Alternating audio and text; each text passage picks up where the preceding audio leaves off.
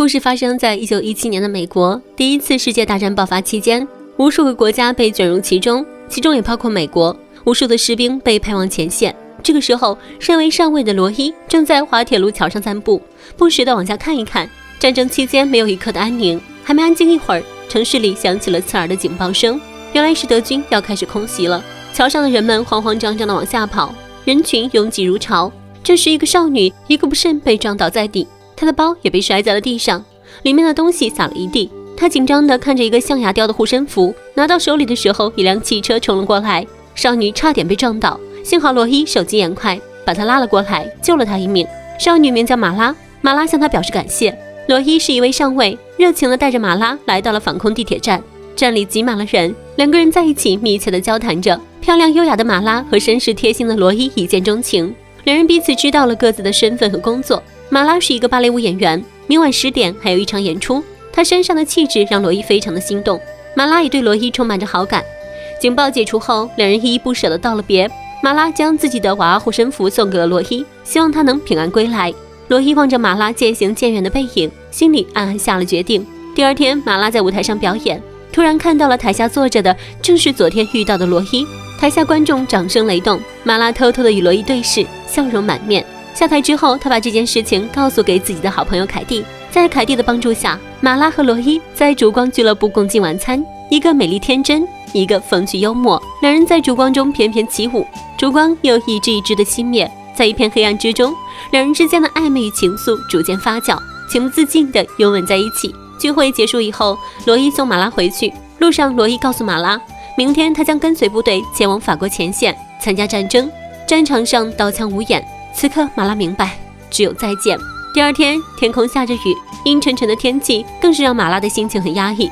好朋友凯蒂和他说着话，但是他的心里全都是罗伊。他趴在窗户前，忧郁地看着窗外绵绵的细雨。突然之间，他看到了一个熟悉的身影，仔细一瞧，正是自己心心念念的那个人罗伊。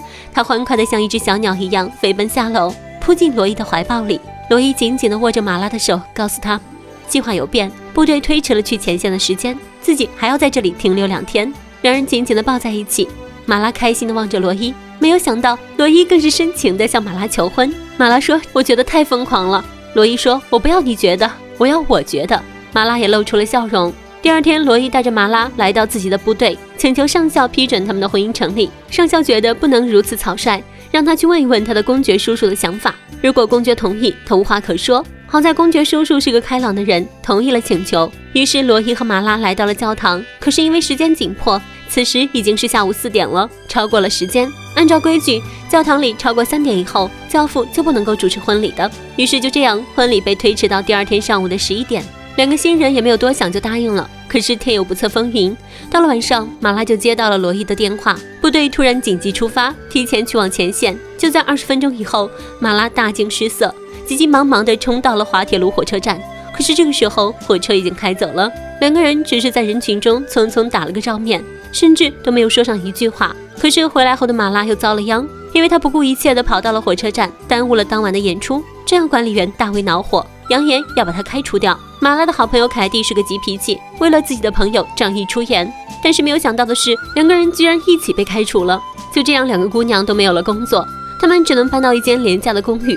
罗伊知道了他们的悲惨遭遇后，写信告诉马拉，让他的母亲与马拉见面，好方便照顾她。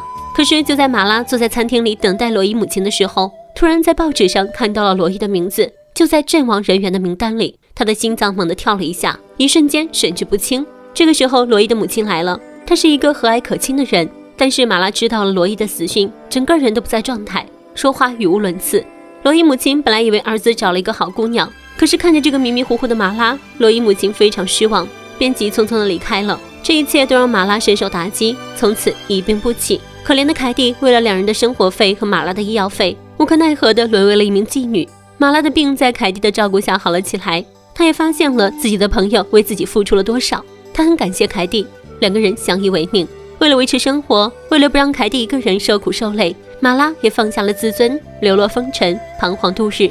对于他来说，罗伊死了，别的什么都不重要了。生于乱世，几为女子，只能甘于此命。时光荏苒，转眼过去了1年。马拉浓妆艳抹地走在街头，走到了车站，魅惑地看着身边经过的人。下车的官兵都在寻找自己的家人，但是下一秒，一个熟悉的身影向他走来。他定睛一看，是罗伊，他没有死。见到马拉，罗伊兴奋地抱住了他，马拉心中也是百感交集，一时间嚎啕大哭。两人在车站相拥而泣，却并不显得格格不入。在这个地方，每时每刻都有着不一样的生离死别。